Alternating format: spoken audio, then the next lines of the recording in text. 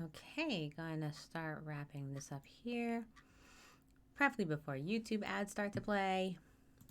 Okay. With that, we will go ahead and begin our production. So hello and welcome to Kasara's Casual Corner. I am Kasara. I'll turn this on like I meant to. And okay, so we are playing a game that is a prelude. You can call it a toughest prelude to a game called Backbone. Now, I believe Backbone is on my YouTube where I put all of my past performances, all my past shows up. And we had some rides through that one. I would probably say it was an absolutely gorgeous pixel game with a lot of questions to be had. I'm not entirely sure what happened, and I'm not even sure I got an ending that makes sense, honestly. But the story and the characterizations, you can kind of see the components of something coming together for it. And so this apparently is the story vignettes of how we get to that point. And you know why I'm saying that out loud is because it dawns on me that my butt forgot to add the moobot for everything. Takes place in Vancouver, which I keep forgetting. I was like, oh, where does this take place? It's Vancouver. All right. So if you see me doing stuff right here, it's because I was a goober and was like, I got everything all set up. I'll just take a moment and then realized, you know what I definitely didn't do? Update my moobot. Okay, so we did Heavenly Bodies. It was terrifying. So now we're on to Tales. We'll just put Tales. It's just Tales. Exclamation point Tales. Automatically post. I just copied it from the Steam. So, Tales is a post-noir narrative adventure with branching stories and choices. It's an intertwined series of vignettes about change, circumstance, and consequence. Guide 4 characters through formative moments in their lives in a dystopian Vancouver inhabited by anthropomorphic animals. From what I can see... I'm sorry, Drake texted me. Okay, so from what I can see, it's basically like just it's a vignette. So if you don't know what a vignette is, a vignette in this world basically is a series of small stories that tend to overlap, intertwine, get connected all together in some way, shape, or form. I performed in one specifically. I don't know if you know Almost Maine. I performed in that one. On stage once, and it was just a series of events that took place over the course of one particular moment, and it's glorious. Yes, maybe. Vinaigrette, however, is definitely what you're probably thinking of. Welcome in, Brittany. How are you? So we're playing a vignette of stories based on the Backbone series. This came out the beginning of this year, so we're testing it out. I bought it on day one. I've been waiting for like everything to kind of line up where I had an opportunity to do this. I wanted to get sure I got all the follower requests in that I could within reason, and then make sure I got everything else storied away, and then on site, because I was that one day when I was like, I don't feel like putting on eyeliner, which is always fun. Now I'm like, okay, let's do this. I believe there's no voice acting in it again, so we'll be doing a lot of reading again. I have my water, I have my snacks, we are good to go. Let us get this party started then. You're doing a vignette? Are you? Are you doing a salad? What vignette are you doing? Mad Matt, welcome in. Hold on. I took a bite of chicken nugget and I think a piece of it, I think a piece of it went, there it is. It went into my, yeah. Oh, yeah. The trouble with chicken nuggets sometimes is that they go into the wrong locations on one's anatomy. Okay, I tried. I was like, I can do this. I was trying to like sneak it, and then I was like, no, it's not. It's there. I gotta get it. I went behind the table. Like, look, the table totally blocks me. It's fine. It is still PG-13 here. Not a vignette, just doing vignette. Oh, okay, got it. Pedro, welcome in for that particular moment. Appreciate it. Always good to have you here. All right, I'm going to turn down my own volume so I can hear myself think. I'm only turning down the music just a hair. Just enough to get it. Not too much, because I think the music in this is great, but I tend to want to make sure that I'm not overdoing it or yelling or anything like that. Okay. Here we go. Brand new game, 4 vignettes. Hey. We talking about vinaigrettes? I like some garlic powder and tahini in mine. You would set the FPS to... Got it. Okay. I can do that. Setting it to 60 FPS. Sounds good to me. Yes, please. It's already very pretty. Let's see. No, we are not talking about those, Mad Matt, though. A vinaigrette does sound really nice, and it's putting my chicken nuggets to shame. Okay, here we go. Story starts.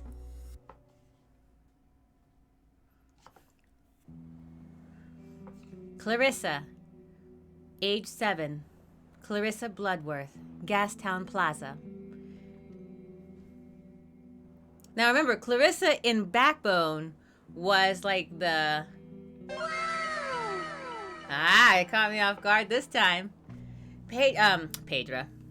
Clarissa was the polar bear in the Backbone. She was the one that was kind of like the "you can't tell me what to do" kind of scenario, and was hiding the secrets from our detective, Private Eye.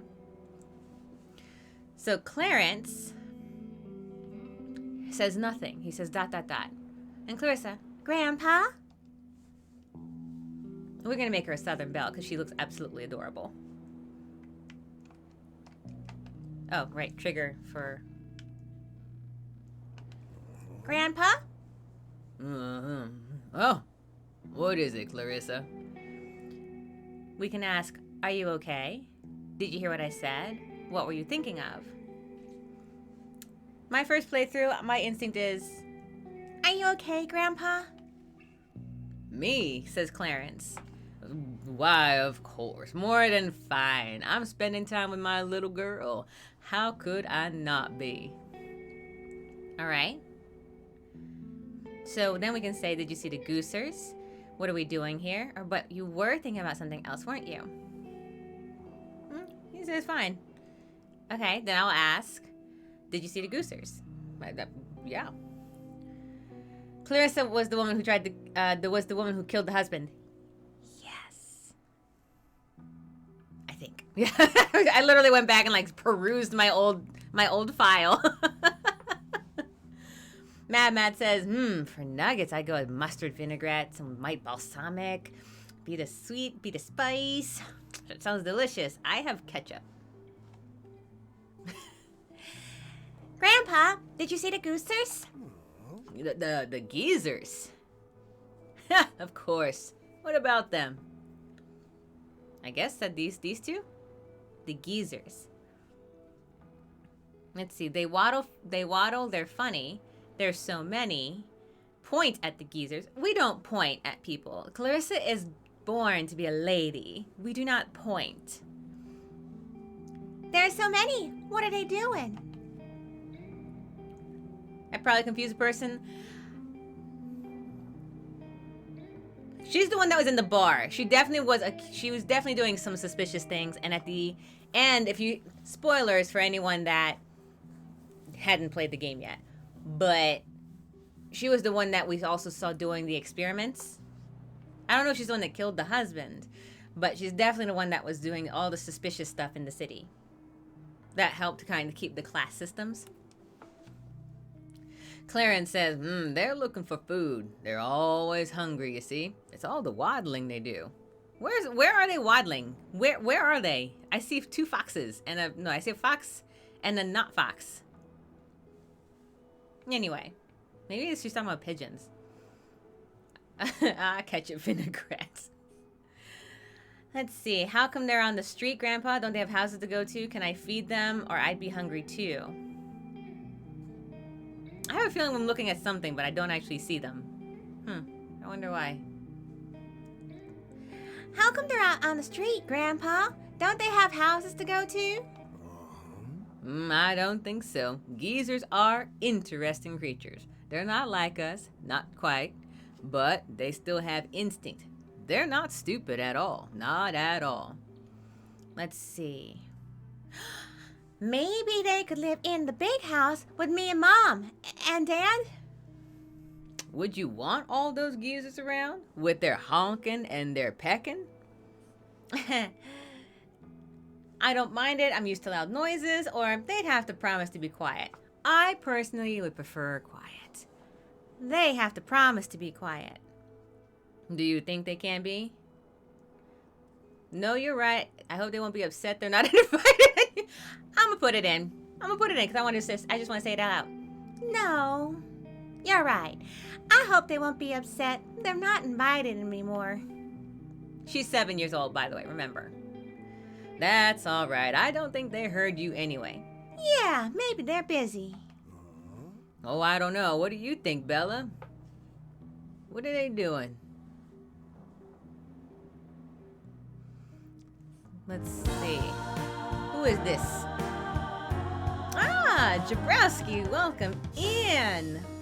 Thank you very much for subscribing again. I appreciate Phantom of Subs strikes again. I thoroughly appreciate it. Your presence is absolutely heartwarming, and the gifting is 100% like absolutely wonderful. Thank you so much for that. How have you been? I know you've been busy. Let's see. Welcome. We actually just started. We played the game Backbone like 2 years ago, back when it first came out. They've since created this prequel version of it, so we have just started in on Clarissa, the big polar bear, Secret of Polar Bear. So hold here. Clarence, their grandfather, says, "Oh, I don't know. What do you think, Bella? What are they doing?" I don't know who Bella is. Who is Bella? Is Bella Bella? Let's see. They're thinking about worms. Big worms. Oh, what makes you think that? Are we Bella? No, we're Clarice. Clarence says, what makes you think that? She points to the ground. Geezers are on the ground. That's where the worms are. Because, just to be mean about it. Clarence says, "Oh, I see. You're something of a worm expert, aren't you?" Maybe Bella is actually Clarice, and that's his nickname for her. Might be. Kisara, you're my best streamer friend. I'm always going to support. I really thoroughly appreciate that. I really do. What the heck is this now? I also know how you talk. So I know you went sweet. Now, what are you playing? So I'm playing Tales. The Prelude to Backbone is an absolutely wonderful story, choices-driven narrative. So that's what we're playing. Bella Fleck of the Fleckstones. Y'all are funny. Y'all are cute. Y'all are funny and cute. Let's see. I think Bella actually still is Clarice, maybe. That's got to be it, because who else would Grandpa be talking to? Everyone else is busy. All right. She says, "One time I found a worm that was bigger than my biggest finger." Did you? Go on, let me see your biggest finger. My biggest finger, I will not show anyone because it's there. Ooh, that's a big worm. Uh-huh. Who knows, says Grandpa Clarence. Maybe we'll find some more on the way back home. Oh, it's a beautiful day, isn't it? It's days like this that you have to cherish. Make no mistake. If you don't, they'll pass you by in a flash, and all you'll remember are rain clouds. Let's see. In a flash, what do you mean, Grandpa? Grandpa, do you have friends? Kids will not lie to you. I'll tell you that. Kids will not. They will come straight out with, "Wow, that sucked," really easily. I noticed. Story times are always fun. All right. Let's see. In a flash? What do you mean, Grandpa? Oh. Do you have friends, Grandpa? You kind of smell. I know, right? They go through the whole thing. Maybe I'm just getting too old, but it feels like the days pass so quickly now. Yesterday already seems like a week ago. That's not how it works, Grandpa. Or, and I'm growing every day. Everyone says so. Does time grow faster when you're old? Also an accurate sentence. Matt says, I mean, I once found a leg hair that was longer than my biggest finger. That's kind of similar. Yes. Yes. It's almost exactly the same thing. Let's see. That's not how it works, Grandpa. Well, if it isn't, it certainly seems like it. Just one day you'll wake up and you'll be all grown, just like your grandfather. We cannot. I need to become really big. It's an important thing to be. Oh, do I have to, or will I be old like you too? I don't like this sentence. I need to become really big. It's an important thing to be. Because she's a polar bear. If you're strong, it doesn't matter how big you are. A lot of the strongest people I know are the smallest. That's not true. Or, yeah, because they're small, they can run between the legs of big people. Yeah, there's that too. There's that too. Actually, we're going to agree with that. We're smart. Clarissa is smart. Because they're small and they can run between the legs of big people. I guess we're just doing zooms in and zooms out. Yeah, in a way. The point is, Clarissa, that how big you are does not matter. Well, that's easy for you to say, Grandpa. You're huge. Oh, I suppose I am, but you will be too, and you must never lose sight of that, Bella. Okay, so Bella is Clarissa. Some people will be smaller than you, and you might be able to help them. Do you think I can do that? You're stronger than you think, Clarissa. You'll have to be. I'll nod thoughtfully because a 7-year-old knows everything. Come and the fall, the winds grow, then twisting branches cusp the snow. But spring will free what cold held dear. Give way, what? For one more year. Oh, what was that, Grandpa? It was really pretty. A poem, Clarissa. One I remember just now. I read it a long time ago, but it appears to have stuck with me. Well, what made you think of it? That's the wrong voice. I'm supposed to be like a Southern belle. My bad. What made you think of it? The years passing by, Bella. Time itself, I suppose. Tell me, what will you be when you're older? Who do you want to be? Oh, we can gain traits now. So trait number 1 we can gain is cunning. I want to be really smart, really clever.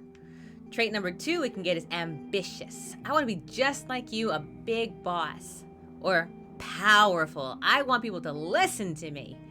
I love all of those things. I prefer to be all 3. But if I had to choose a trait, I really, really want to be smart. That's my first trait. I worked in positions of power long enough to know that smart really is the kicker on that one.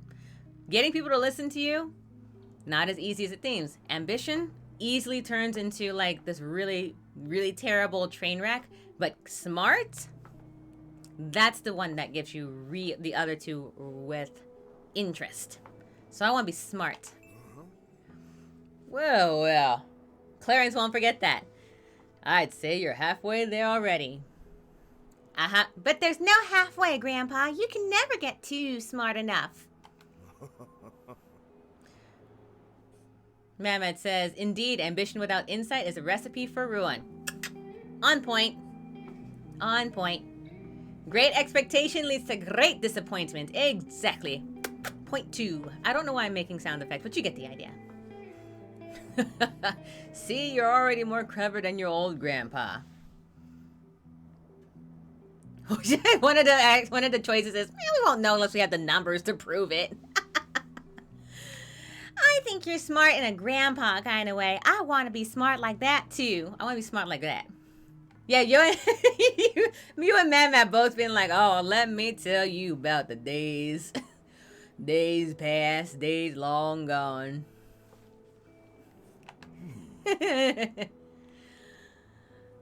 Whatever you do, Clarissa, don't forget that being smart isn't everything. Knowing things and being right is no substitute for being kind. Your father? Well, some people tend to forget that. I won't, Grandpa. Thanks for always teaching me things. No, Clarissa Bella. No, thank you. Now come on, I think it's time for dinner. Shall we? Okay. All right. We must harness the wisdom of the grandpa. Look, sometimes the wisdom of the grandpa, they gotta go places. Tales. The Backbone Preludes. Facts. Facts. So that's the story of Clarissa.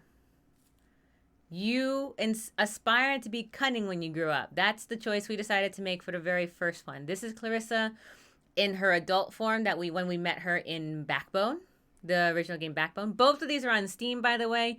If you choose to play them in your own time or anything like that, I highly recommend it.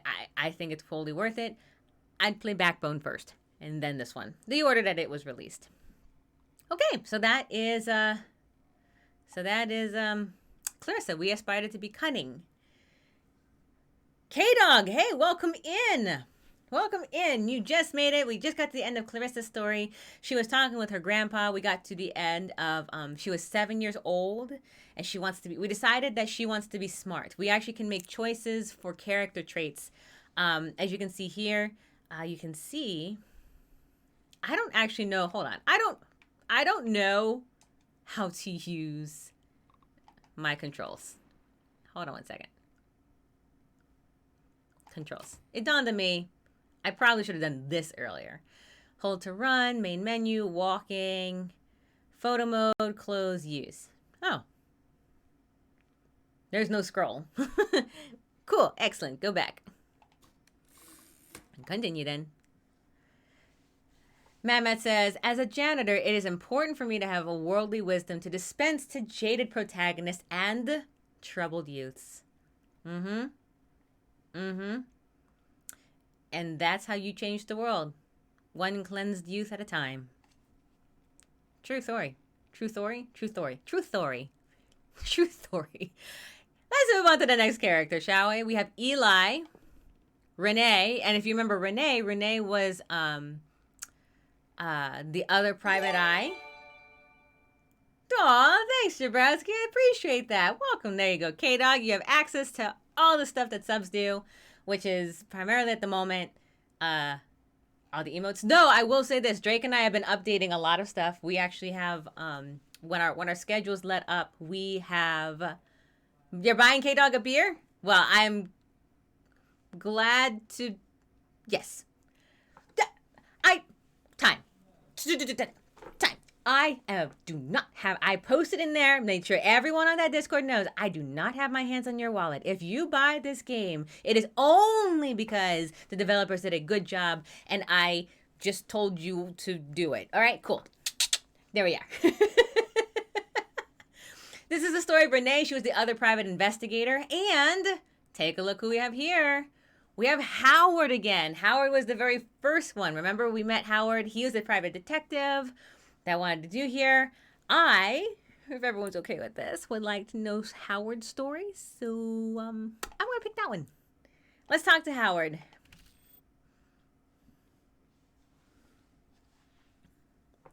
I clearly did not need to be eating snacks when reading is involved.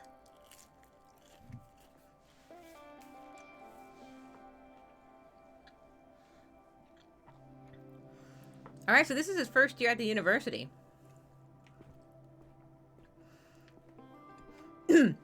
Use the arrow buttons to move around. I'm using a Steam controller, so you can just use the controller.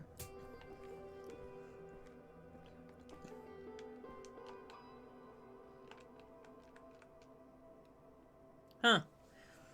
Not often you get to see one of us in marble. Okay, so E is a B on this one. Okay, cool. Apparently that's a raccoon statue. Let's see. I take it you weren't here for open day? I really wanted to be here for it, but I had some things come up back home. Nah, that sucks. You didn't miss too much, honestly. It felt more like a sales pitch than anything. Yeah, the brochure was pretty shiny, all right. I mean, it's not bad. It's not exactly the Ritz, but Then again, I've never been to the Ritz. Maybe the Ritz isn't even the Ritz. How deep does this rabbit hole go? Honestly, I'm liking the vibe right now. I think this is the part where our parents start talking about when they say school is the best years of your life. Gosh, sure is starting to feel that way. This is the conversation in the background, by the way. Oh, cool. We get to spend some time with Howard before he wanders up and explodes into the desert. Spoilers! Yes. I should probably put spoilers in my title. Like, honestly, just in case. Hold on. I'm going to do that. I'm going to put potential spoilers. Right after I can figure out how to get my mouse back. Game title. Some spoilers.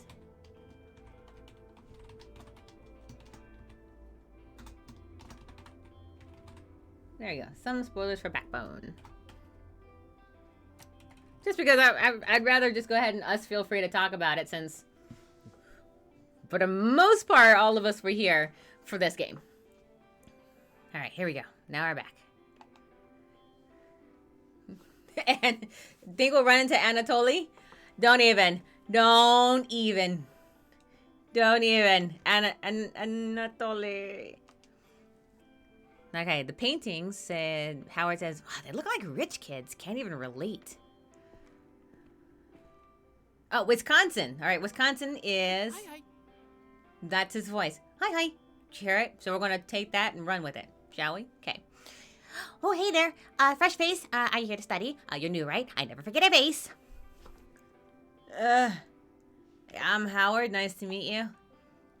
Right, gotta use the mouse. The scroll. It is totally Hamtaro. 100%. Well, howdy, Howard. It's nice to meet you. I'm Wisconsin. I'll be your resident assistant and your best friend, too, if you want one. Right. Could you tell me where my room is? Like, that would 100% just get me where I need to go.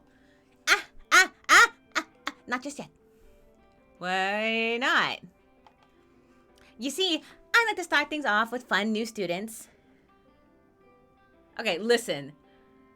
This box is really... Howard looks like he's struggling. You forgot about that show. Howard looks like he's like, okay, can I do this now? Listen, this box is really heavy. Can we not have fun right now? It'll be quick and super fun, Howard. Don't worry about it.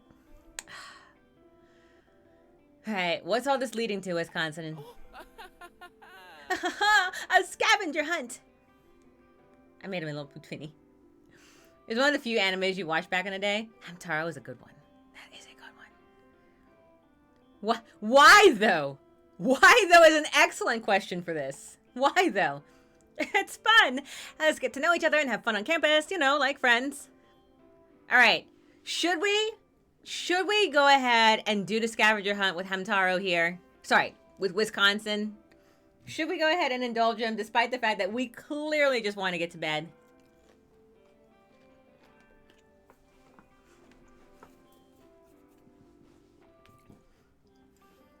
I'm tempted to say yes. I'm tempted. All right.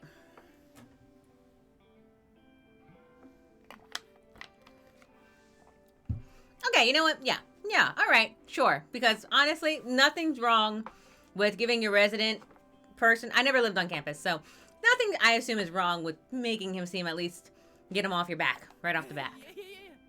Oh, there. Wisconsin looks incredibly grateful. There you go. All right, yay. Then I've hidden one or two things somewhere in this hallway. One of them is blue, the other is new. Let's see, Drowsky says, I remember they made the English dub. It's very good and good advertising helped. Classic Toonami. Agreed. What snacks I got? Chicken nuggets again. It's the fastest thing I can make, and I forgot. I was going to make shrimp, because I just like eating that more. It's also not as crunchy. But I forgot to buy cocktail sauce. And I don't like eating shrimp. If I eat shrimp, it's either with rice or noodles, because Asian, or with cocktail sauce. Since I can't really eat shrimp with rice and noodles. Growing up, you eat it with your hands, Kamayan style. So I can't really do that and hold a controller. So chicken nuggets it is. Oh, Wisconsin. He straddles the line between genuinely nice, helpful person and the utter dweeb. He does. He does, and we are very grateful for him. All right, something new and something blue coming right up. Here we go. Something red. Check under, here, we can check under bench. A blue piece of paper that says, "You found me!" Don't know what I expected. Agreed, that was unexpected. This box is really heavy, by the way. We are struggling. Pedro, you said you eat fried? I like things fried. The lumpia is great.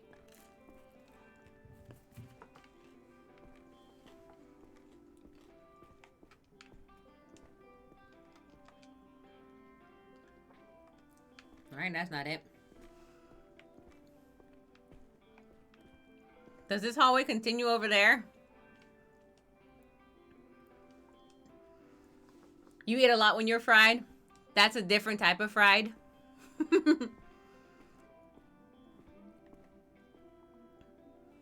And you can tell us all about it on the weekend, alright? Sure, sure. Don't worry so much. I'll be fine. We're going to miss you so much, baby. I know, me too, Mom. Our little boy, baby Seamus, all grown up. Dad, come on. Seamus, by the way, still my favorite shopkeeper in all of Bard's Tale. Okay, that's a dorm room. Do we see something red anywhere yet?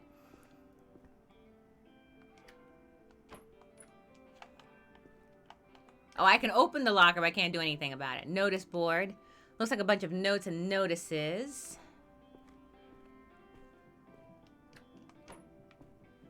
Nothing red yet? Ah, check coat.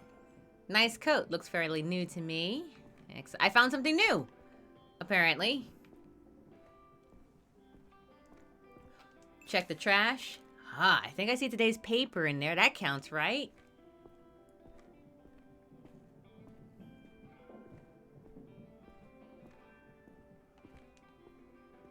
Am I looking for something red? Okay, not gonna lie. I forgot what the clue was.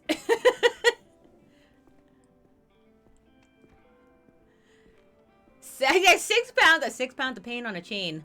Shout out to whoever wrote out that line. I agree.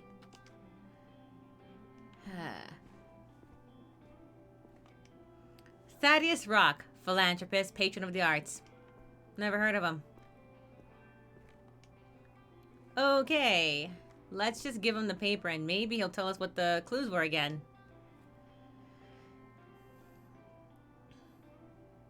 Let's see. Did you find something blue and something new? Oh, it's new and blue and new. Pfft, I was in there. Yeah, guys, I don't know why I thought I needed to find something red at all. I literally was like, where is this red item? Oh my god. I literally was like, okay, I found blue, I found a coat, I found trash. Okay, where is the thing, right? And I'm not, okay, whatever. I did. I found something blue and no. I did. Yay. The rhyming made it, man, I feel called out. The rhyme makes it harder to remember. Rhyming really doesn't help in any way, shape, or form. There's nothing to prove that rhyming helps with memory at all. I feel attacked. Wisconsin says, "Yay! I saw you found them. Actually, I didn't want to spoil your fun." Let's see. Good on you for organizing fun activities. Oh, shucks, Howard. Oh, boy. Oh, now I bet you want to get to your room, right? Right? I know that's hamster, not a mouse, but you get the idea. Mnemonics is trying to kick you. It's the one at the end of the hall. 304. Finally. We are really struggling with that box. Oh, sounds good. And your roommate already there, so don't be surprised if you see a stranger in your room. Ha ha! I assume that his voice is just constantly changing, by the way. That's where we're at. Alright, we're at the end of the hall. We're in 304. Slowly but surely.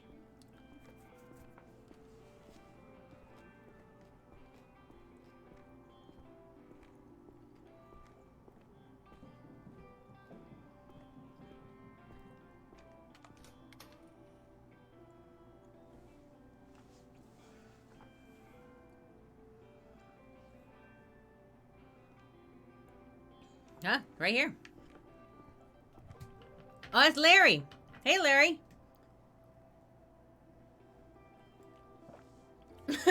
Wisconsin bringing that 10 energy to a 5 social interaction.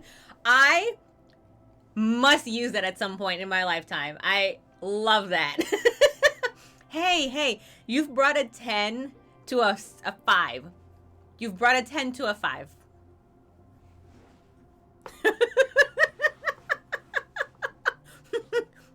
Let's simmer down and bring it to a 5.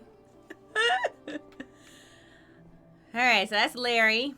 Can I put my box down first before I do anything? Oh, sorry, Larry. We turned the light switch on and off, and Harry says, "Can you stop playing with the lights?" Dude. I'm sorry, I was trying to click the he's gonna kill me.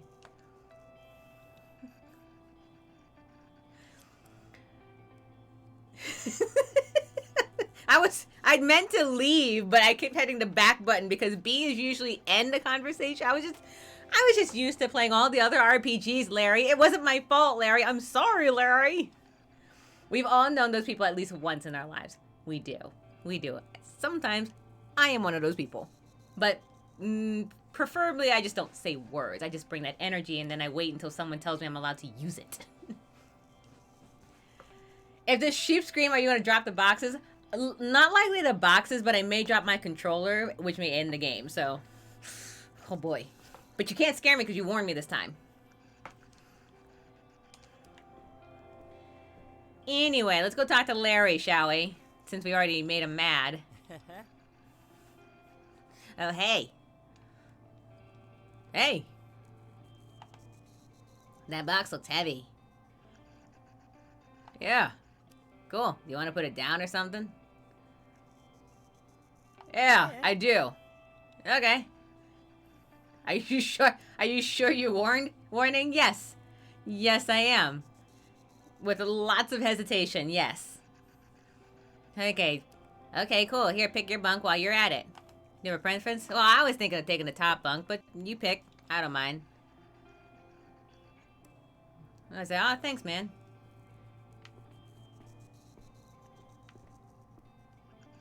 Alright, we are going to take... The two beds are about the same size, but you can tell the mattress is somewhat indented on the top bunk. The lower one is flat, but seems slightly thinner. We are going to take the bottom bunk because he says he wants the top. I would prefer not to fall off, so there's that. Sheep screams or psycho strings may cause Kisara to technically relocate her controller to her desk or the floor. More than likely the floor. Currently it's sitting in my lap because that's where I have... And if it's up here, it may be relocated across the room. So there is that. Or I may break it in half and then I have to go buy my spare. I'll get my spare from the closet. Okay, bottom bunk. You comfortably begin to shuffle your possessions onto the lower mattress, which turns your cushions and weight greatly. Alright. Look at us. We are a handsome young rodent. I should probably stop before he kills me. Plenty of space back there. Well, no, once you get rid of all the junk. Is that blood? Fridge. Gross. That fridge is disgusting. Gross. Good thing it's empty. Are you sure? Are you sure? Is that mayonnaise? Whatever. Let's talk to Larry. Alright. You are sleeping on the bottom bunk from now on. Bottom bunk, huh? Perfect. By the way, Larry... We meet Larry. I don't know if y'all remember, but do you all... I'll say it again. Do you all remember who Larry was in Backbone? Do you remember who Larry was? As I recall, it was not pleasant. Matt says, "To be fair, who puts a light switch in the middle of the room?" To be fair. Let's see, bottom bunk, huh? Perfect. I already had my heart set on that top bunk. Alright, I figured, so you can have it. My name's Howard. Ah, Larry. Larry. Appreciate it, Howard. Well, thoughts so far? On what? The university, the dorm, everything. Did you meet Wisconsin in the hall? The RA? Yeah, he had some activities planned. The scavenger hunt, huh? How was it? Oh, it was alright. It didn't take long.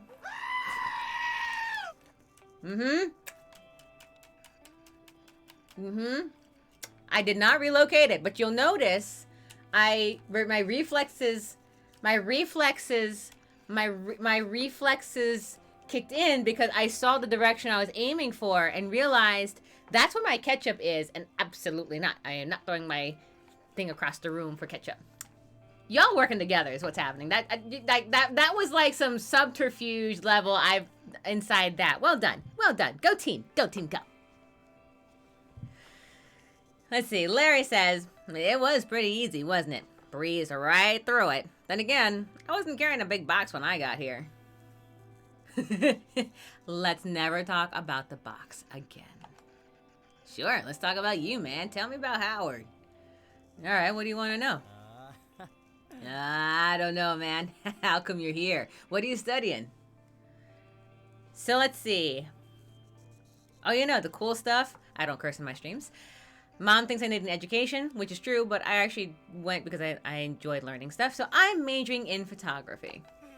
Oh, no kidding. That's cool, man. Do you have a camera? Yeah, really good one, actually. Vintage. I have one, too, in my closet. 1950s, 60s. Still works. Doesn't need a battery or anything. But you gotta really get used to focusing. Tactically reflavoring the controller? No. No. No. Swear, darn it. No. No. I refuse. No. No.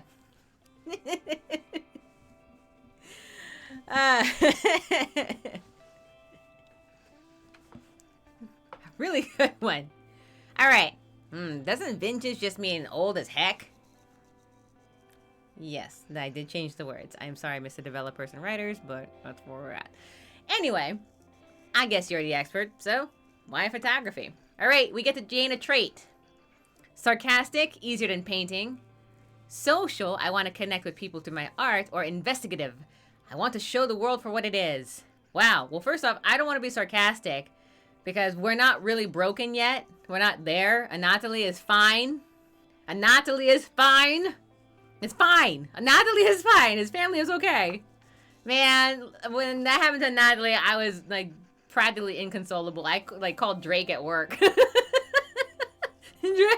Anatoly. All right. I'm not a really social person, so I guess I'll go. Despite all appearances to this, I am naturally not a very sociable person. I am 100% an introvert. This that you see here, this is a performance. Fortuitously, I chose to be investigative when I put my thing down. Whew. Phew, that was close. I wanted to be investigative, so that's okay. Cool. But I put my thing down and it clicked the buttons. My legs are very thick. Matt says, oh, I remember. I just walked in, as I recall. Or tuned in, rather. For what it is. Man, that sounds cool. There's a lot to show, for sure. I think our kind has a unique perspective on things, too. I get the feeling we're going to become great friends, Howie. That's what he calls them, too, in Backbone. Howie? Yeah. Do people not call you that? No, I can't imagine they call you Howard, right?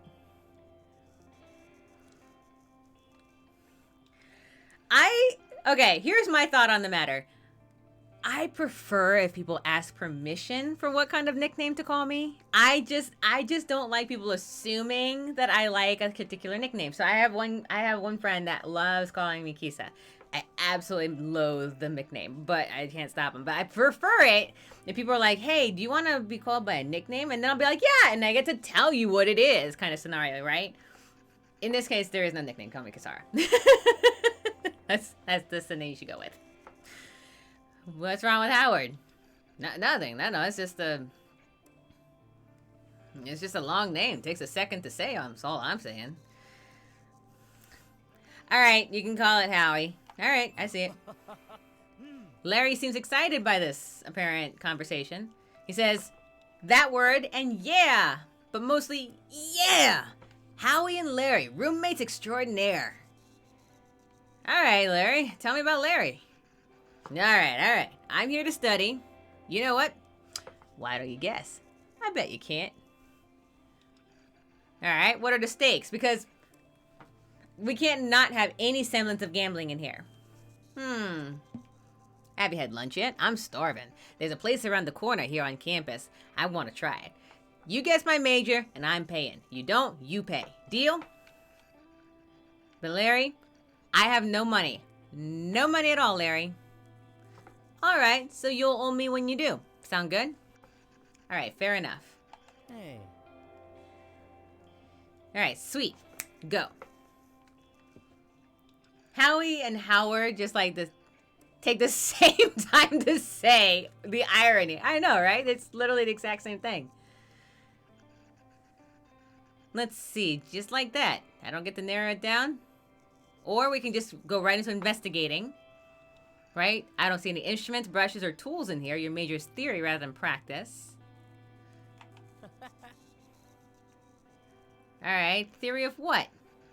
He says, theory of what exactly?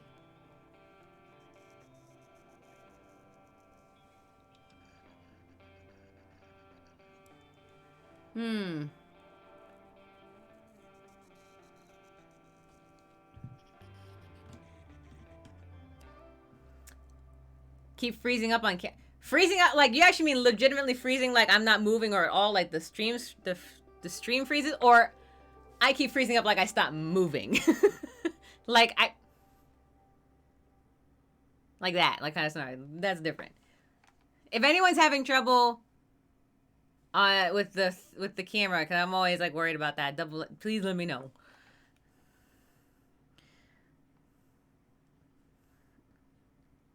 Oh gosh, Madman, what you got?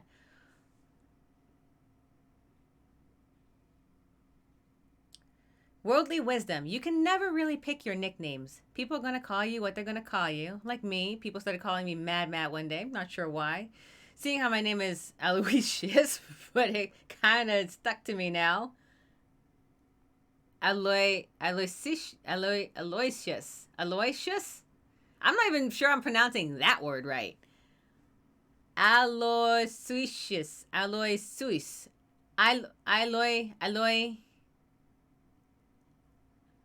My face cam keeps freezing? That's weird.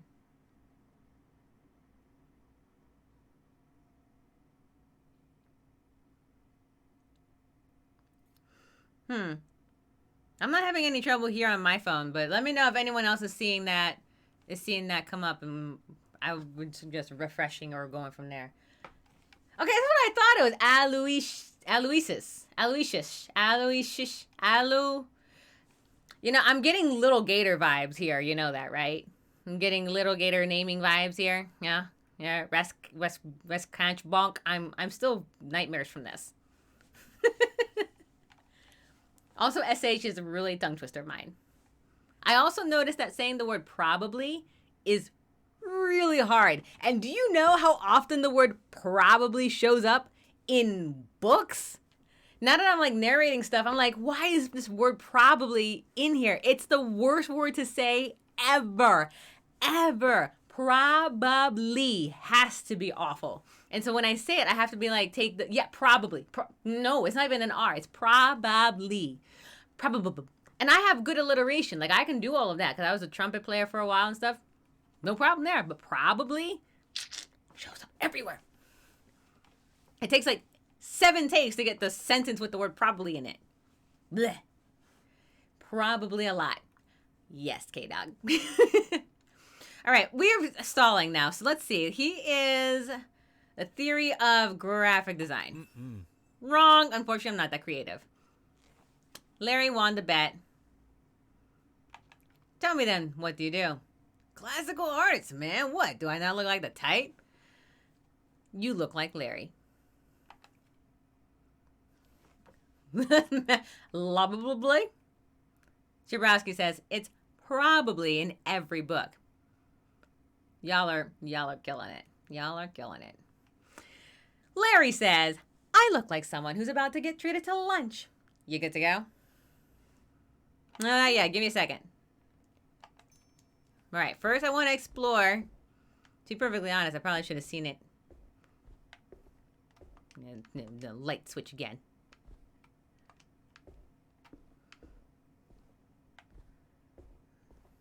And take that. And that, all of that. Take all of it. All right, let's see. I'm going to leave the room real quick. I'm going to explore around.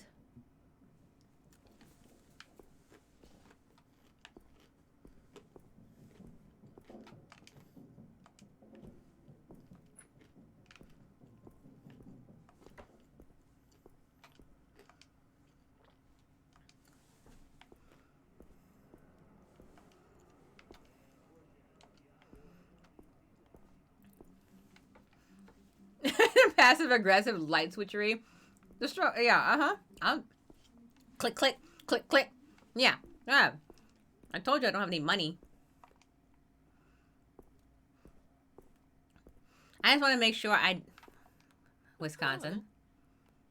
Howdy, partner. Did you have a chance to look at your room yet? I did. I met Larry. Oh, that's great. I'm sure we'll all be friends. All three of us, right? You got it, man. Yes, we're all going to be such great friends. The cloakroom. Guess I'm here early, or that cloaks are out of fashion. This does seem to be a little bit on the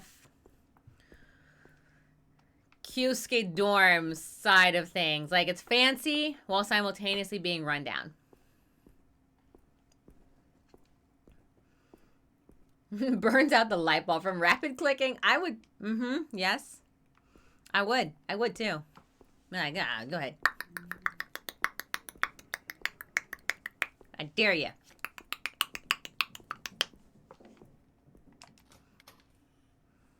All right, I'm ready for lunch. Yeah, man, let's roll. Sweet, I'm starving. Same. Well, let's move it. Let's get some grub. Friends. Oh, yeah, we'll be friends with him. Look, weirdly enough, friends with someone like Wisconsin actually has a lot of perks. And I don't mean because you get to bully him into doing things. I actually mean that you get to, like, there's actually perks to it. All right.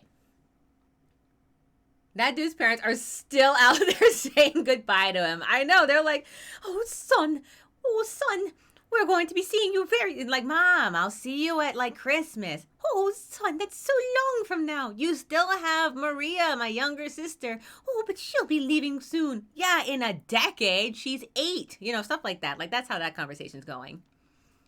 Eventually, they've got to get kicked out, right? All right, so that's Howard. We decided to be investigative with Howard. Weirdly enough, investigative is a much easier word to say than probably. All right. I don't know who Eli. I don't remember Eli. I think Eli's new. Shall we do the story of Renee? Renee, the sexy fox investigator. The love interest. You know, the noir jazz music. That's Renee. But let's find her story, shall we? Who is Renee?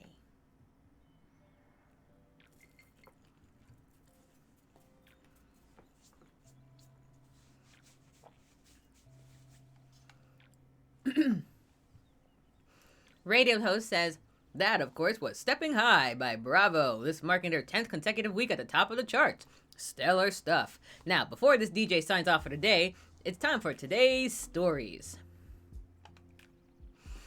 Cassius Perth, Minister of Science, announced today that he would be stepping down from his position after 15 years of service. In a press release, he stated that he was satisfied with the work that he had done in the past few years and was looking forward to his retirement. I bet he was. Minister retirement plans are through the roof as far as I know. His successor is currently being chosen, and a press release from the headquarters of the Ministry of Science City stated that a suitable candidate would be announced within the week. And local journalist... Oh, she was a journalist, not an investigative. My bad. Renee Wilson seems like a best candidate. We can't wait to offer her a ludicrous salary. In other news, locals in the West End are still reeling from the fire that ravaged the entire tenement block last week. Ravaged is right. I went there. There's nothing left but rubble. The fire, which claimed a number of lives, has been reported as an unfortunate accident as a result of a gas leak. The police department has since stated that they will be investigating at other at-risk buildings in the area for similar issues and are asking citizens to cooperate. And my editor keeps asking me to finish the article on it. Our thoughts and prayers are with the unfortunate souls lost in that fire. That is all for today. This has been Middays with Madison, and up next is Gus and the Steelers with Old Blue. Turn off the radio. Phew! All right, Renee, that article isn't going to write itself. Get to the office. Get to work. Wisconsins aren't bad people. They're just... driving blind because they think they have a road atlas over their windshield is better. Legit, right? Carmen Sandiego, is that the voice I decided to go for it? See? There's something about light switches. This whole show, this whole thing is based on like light switches being off or on. Hey, Falcon, how's it going? How are you? How are you? We are playing a game called Tales, the Backbone Preludes. This is the second game in the series, but it's a prequel to the Backbone that I played 2 years ago on the stream. So we are playing through that. It is a choices driven. I don't think it's a choices matter, but it is a choices driven game. But already I can tell that they've upped their game in writing. 100%.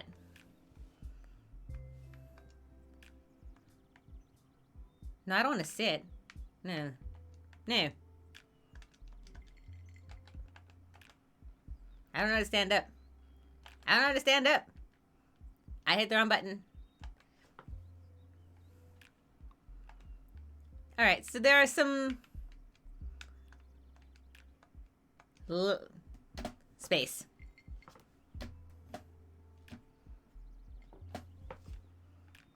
What is gather my thoughts? What is this?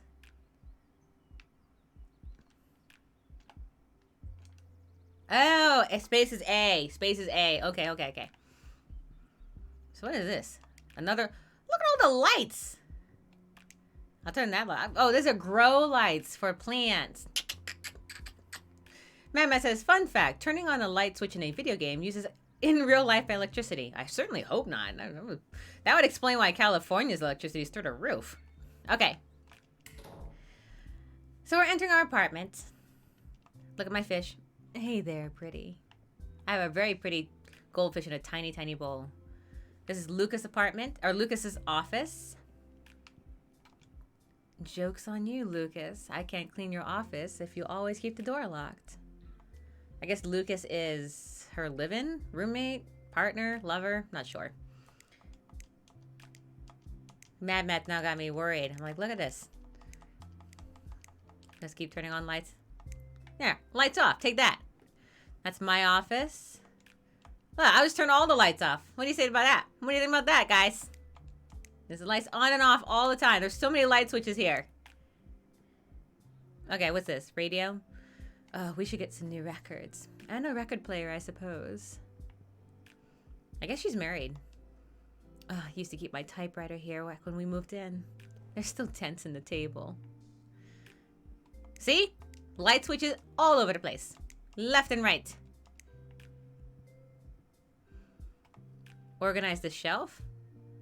Ugh, what a mess. Okay, what am I dragging? Alright. I'll put books up there. I'll put a camera right there. Put a plant there. Put that there. Oh, she's actually saying stuff while she does this. Oh, goodness. What is this? Oh, it's a conch. If you hold this up to your ear, you can almost hear soothing sounds of the souvenir shop we bought this from. I'll put this here, whatever it is. The Pumpkin Festival excites the young and olds. Stellar journalism. A plant. Looks like you need some sunlight. You and me both. Here, right there. And what is this? CPD 5th Annual Bowling Tournament, 3rd place. He's proud of this one. So I should put that in a nice spot. Look at that. Look how organized that is. I'm gonna turn off the lights. Enter the bathroom. Oh, I can't see. Gotta turn on the light.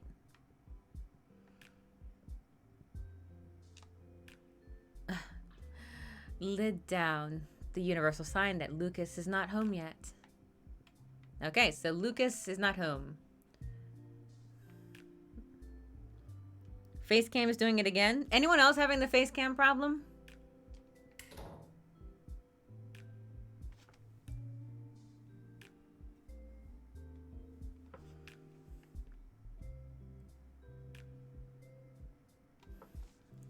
Maybe I need to adjust the input. Hold on a second. I don't want to take anything out. I just want to make sure that everything's there.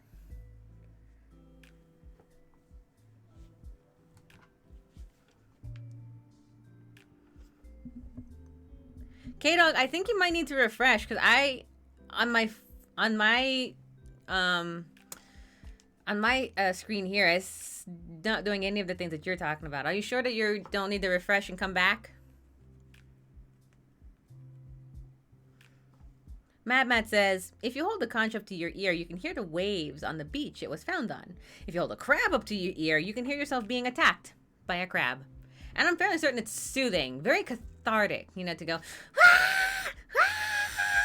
that kind of sound. Because when you let kind of that energy go, it's just soothes. Like, there's nothing for you to be, like, angry about anymore. The whole world's problems doesn't even matter anymore because a crab has your ear. You know, details.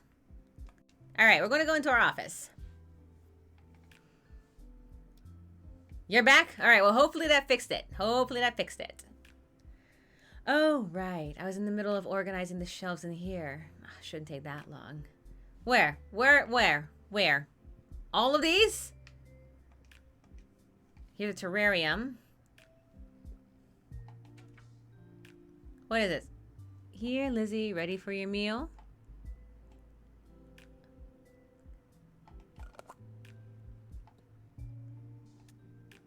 There you go, honey.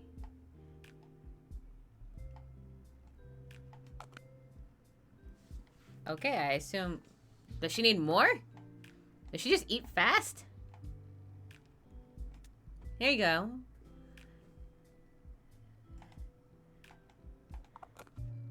Alright, I'll leave this for you right there. This is a beautiful iguana.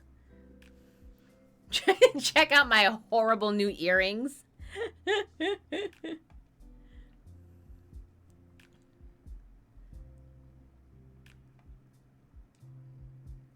Alright, I think we're done with that.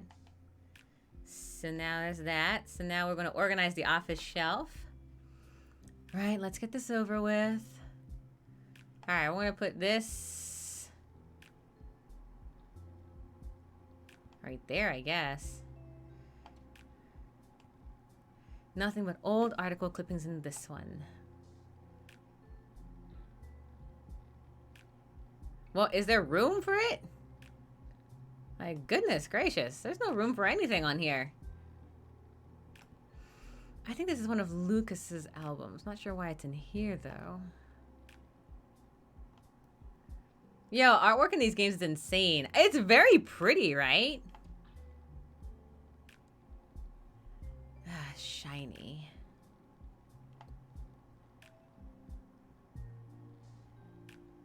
There, done. I don't even know if I did that right. There, much better. Also, her plants are doing way better than mine. My typewriter. This thing hasn't seen much action since I got a terminal. Maybe I'll come back to it one day. Alright, messages. Let's see. Renee, been getting a lot of positive responses on that piece you wrote about the Gastown geezers. Really colorful, really fun stuff. Keep it up and you'll be a regular on features in no time. There is few punctuation marks in this. Her boss is awful. Now, for a grim change of pace, Wachowski's off this week, so I'm going to need you to work on a follow-up piece about that fire on the West End. Apparently, there's some similar developments, and residents are getting worried about a repeat, so I'm getting told to run something that will help settle those concerns. I've attached some public reports, and the first notice we ran it. Look into what happened and see if there's some way you can put a spin onto it, something more rare accident, less serious fire threat. I don't know how to scroll. You know what? I might just have to use the keyboard.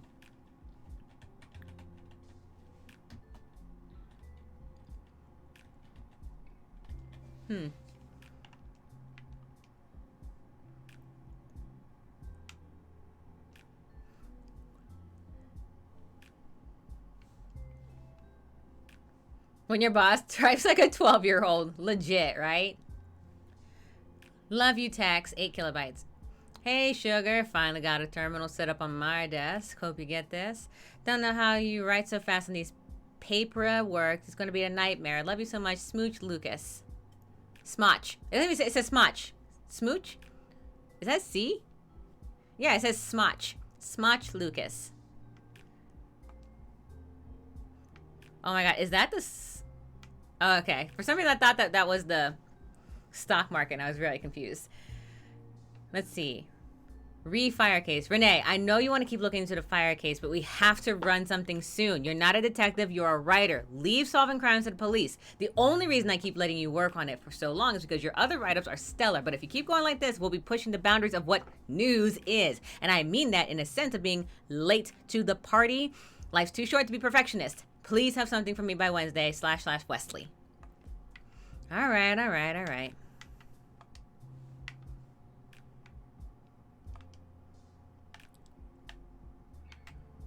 Fire case.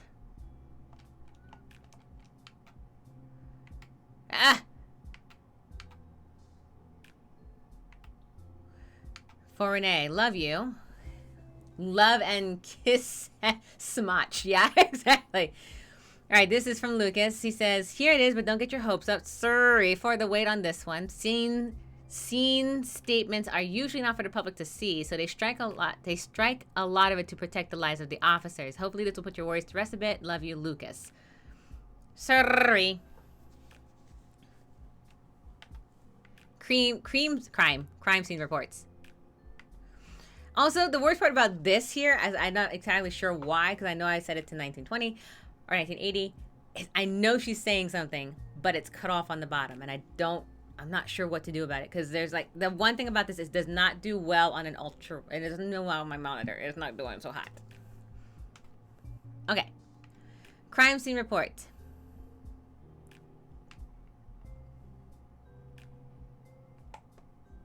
I don't know why I can't read the whole crime scene report.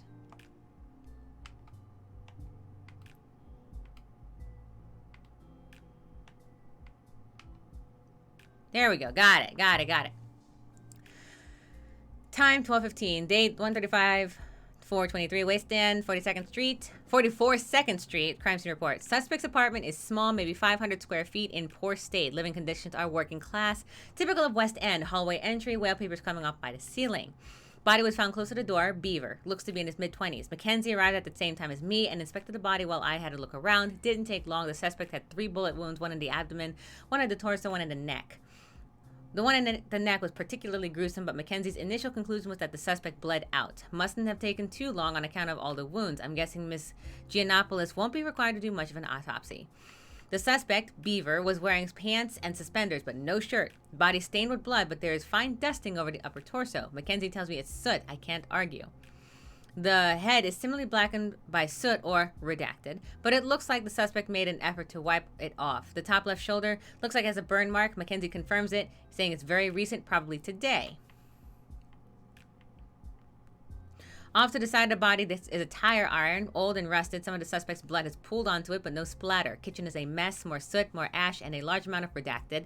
Hovering near the top of the ceiling, making it hard to breathe. Lingering smell of redacted, most likely from the stove. There are footprints of soot leading out of the kitchen, but none leading in. The tools are scattered around the oven. The hatch has been screwed off. This is where the damage is. We opened some of the windows on our way out, but it is going to take a long time before they get the smell of redacted out of there. The rest of the apartment is not noteworthy. Small bedroom, almost entirely covered by the bed. Kitchen table, chairs moved to the side of the hall. Bathroom is small and cramped. Nothing of interest in there except the body and skeleton. The body and the kitchen, both of which appear like closed cases. Addendum 424. I saw nothing that would have implied that the fire was a hazard and that my best knowledge resolved the situation to the best of my ability. Basically, there was a murder and it's not an accident. All right, so that's the crime scene report. Files. Arrest report 424 at 11:02 on 4/23rd. Police dispatch received an emergency call from a tenant on the third floor of a tenement block in the West End, citing domestic altercations as a cause for concern. Additionally, mentioning having noticed smoke from the downstairs apartment. Some of the home Stonecaster, Beaver, mid-20s, and Roe Ileana, Beaver, mid-20s. 2 officers, including myself, were dispatched and arrived at the scene at 11:42. Upon arrival, Stone acted with hostility and refused the officer's entry into his home. After hearing sounds of distress from inside, the officer redacted, and I breached the door to the apartment.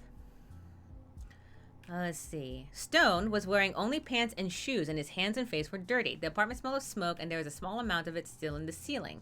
Immediately upon entry, Stone began acting in a menacing manner, wielding a blunt instrument in the left hand. Roe was acting hysterically, and all attempts to calm her were met with angry dismissal. Officer redacted drew his service weapon and asked Stone to step down. During this time, I entered the kitchen to find it in a state of disarray. The oven was open and scattered around were crude tools. The oven hatch was torn from it, and there was a strong smell of electrical and wood burn. At this point, I heard a loud yelp from the hall, followed by a gunshot. I threw my service weapon, entered the hall, and found Officer redacted had discharged his service weapon, hitting Stone in the abdomen. Seeing that my partner had been injured, I determined that Stone was a threat, discharged my service weapon twice. Stone was hit in the chest both times, dropped to the ground. Roe was in a lot of distress, lashing out in a threatening manner, and was taken into custody for impeding the investigation. Officer, redacted, placed a call to dispatch and remained at the scene with Roe in custody until the patrol car, the coroner, and the detectives arrived around 12:09. Our initial statements were taken and the body was removed from the premises. I saw nothing that would have implied that the apartment was a fire hazard. To the best of my knowledge, resolved the situation to the best of my ability. Okay. This one, Officer redacted, present during the testimony of Officer redacted, confirm events of the report. For clarity, questions pertaining to the first time the service weapon was discharged were asked to make up for the totality of this report. So the questions are, after I drew my service weapon, an officer, redacted, left to investigate the remainder of the apartment. Stone, Beaver, mid-20s, began making threats and assaulting my partner. I asked Stone repeatedly to stand down, which he refused. Eventually, Stone charged at me with a sharp object, stabbing me in my left arm. I discharged my service weapon, which hit Stone in the abdomen, causing him to back a few steps. Officer redacted entered the hall shortly after and subdued Stone further. I saw nothing that would imply the apartment was a fire hazard. Okay.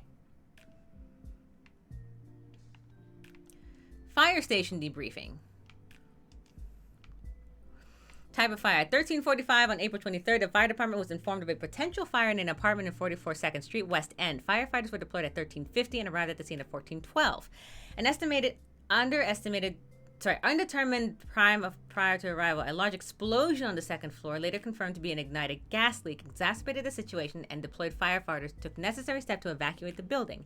After the explosion, the fire was centralized in the first and second floor, with the third in the process of being engulfed. The fire was contained to the single building, and efforts to put out the fires went on until 16:55, at which time it was considered mostly contained. The efforts continued until 18:45, at which point the fire had been extinguished completely. The entire area was sectioned off and searching for survivors continued on 1400 on the 24th, with additional damage control and sectioning being done at 11:05 on the 25th. The area is considered completely secure and open for demolition. Interesting. Hard work today from K-Dog. That was ales. Oh my gosh. It is almost a week in Falcon. It is. We're halfway there. We are halfway to there. All right. Original notice. Fire in West End claims innocent victims by Wayne Wachowski. So this is Wayne, the first guy that wrote it. A fire erupted in the apartment building in West End yesterday, claiming the entire building in its wake. Although some tenants were successfully evacuated, many lives were lost during the disastrous fire. Exact number of fatalities have yet to be disclosed as efforts are ongoing to search for the remains in the building. Thanks to the city's finest, however, the fire was contained to a single building and no further damage was done to the surrounding buildings. Okay, so basically, we have to write a story that says that the fire is not a problem, that the building is secure, everything is safe, everything's fine.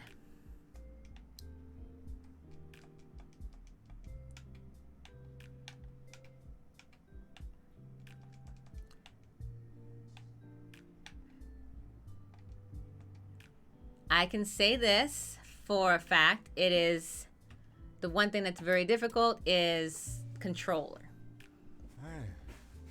Okay. Oh, Lucas is home. Hey, keep staring at that screen like that. Your eyes will go square. Hey, hun.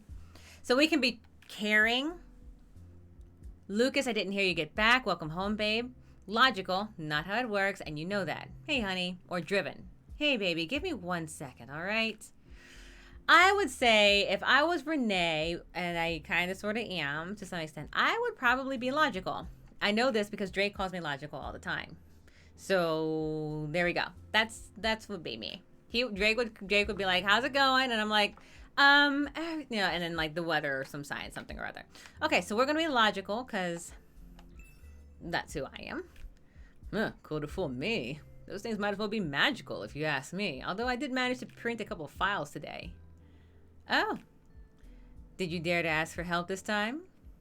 Are you kidding me? I did it all by myself. Only took me a solid 45 minutes. You're lucky you're so cute. Lucky? I just look good in a uniform. No, despite your uniform. I can be flirty too. Alright, I won't start. So is that what I think it is? The fire case? Yeah. How's your investigation going? Didn't your edit guy say he was asking for it earlier? Edit guy? It's editor, Lucas, and his name is Wesley. Now, I'm sorry for not being in the reading sort, Your Highness. Let's not keep Wesley waiting then. Walk me through it. Let's figure it out right now. All right. Where should I start? Well, start at the beginning. Tell me about the fire. There are 2 calls about it, right? Where did it start? All right, so I probably should have been paying more attention. It started in Stone's apartment. And how do we know that exactly? Are you completely sure or are you jumping to conclusions? The oven, gas leak on the 2nd floor, coming from Stone's apartment. Oh boy. Oh dear. Oh, you know what? I should have. So this is called reading comprehension and not reading for the sake of reading. Yeah. Yeah. Okay.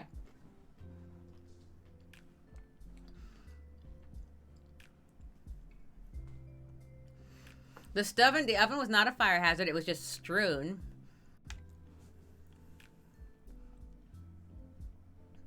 The report reckons a second leak. No, I don't remember. I'm going with number 3. Smoke in Stone's apartment. All right, that seems to narrow it down. Sure. Let's see. It's just a question of timing, but we'll get to that. All right. When did the fire start? Cool. Give me. You know what? We're gonna go check the terminal. We're gonna use our keyboard this time.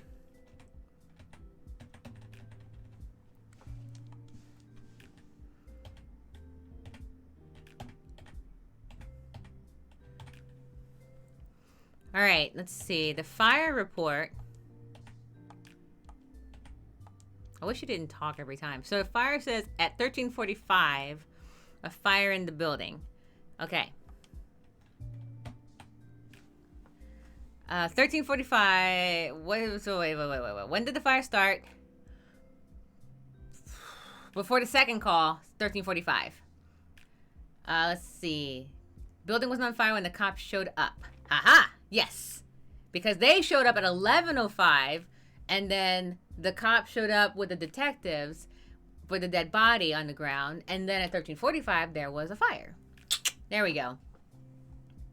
So you can feed them the wrong answer on purpose, technically. I can. I'm trying really hard not to, though. I'd like to be practically accurate.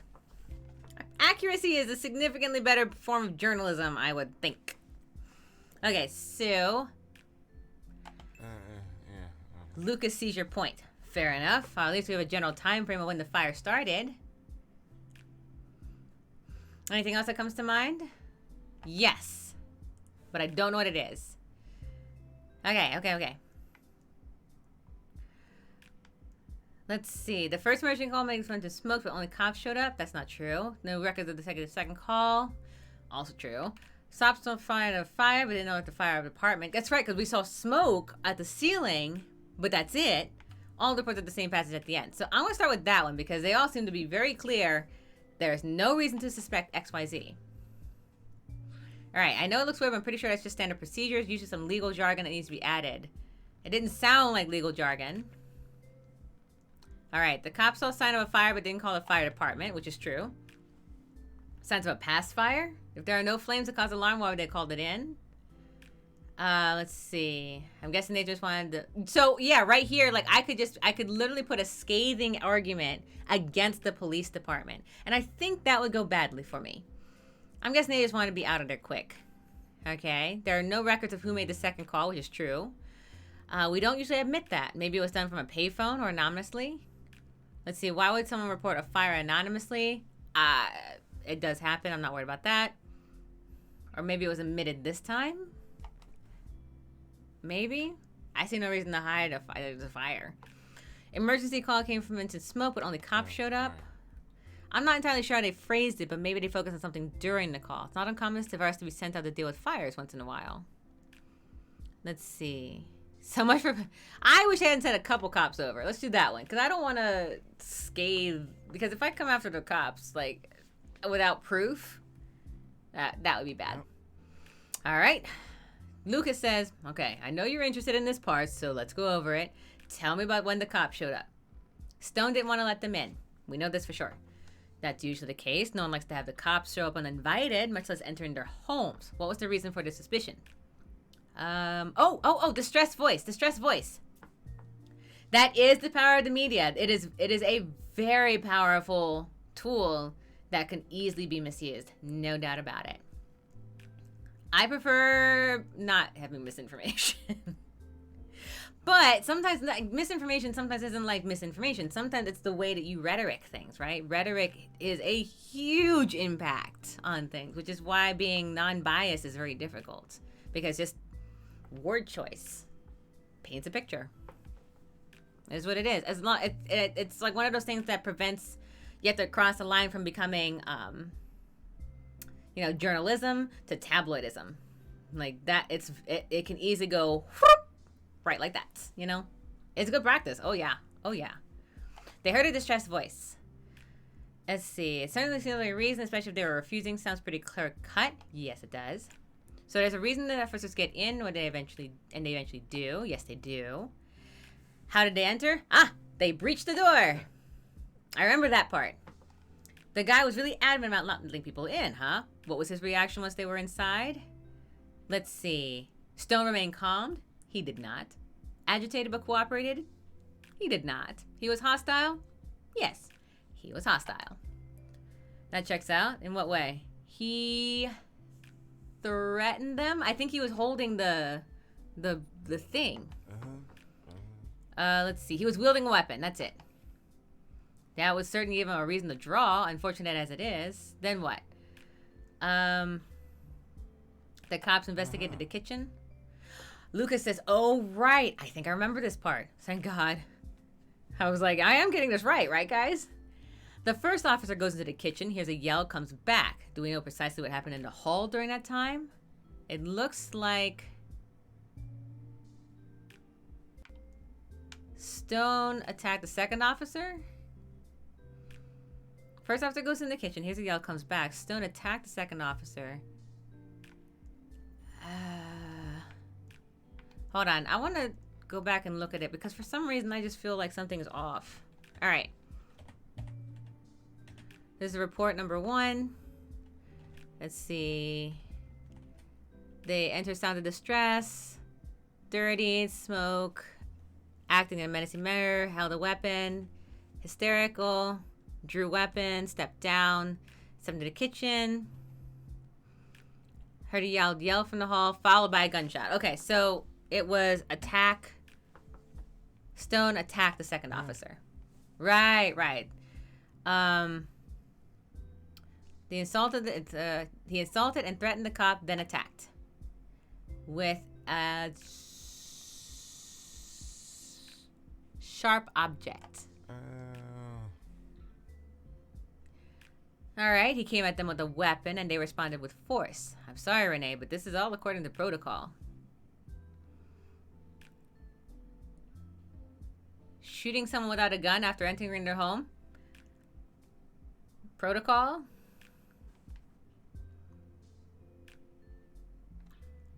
Doesn't mean I have to like it. I can always still question this. Yeah. You said it yourself, Renee. He attacked the officers first. Yeah, I say nothing. You doing okay? This whole case is a lot. This case is actually really tough, for so many reasons. Okay. It is. It's tough, and it's pretty awful.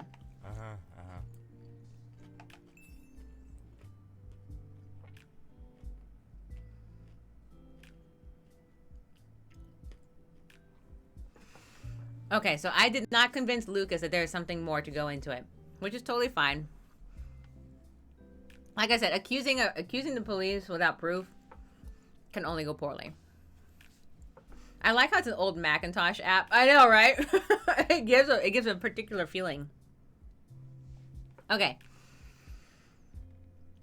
He says, I think this is just an awful case. I think it's horrible, but I think you're looking for something that isn't there. And maybe you're looking for someone to blame.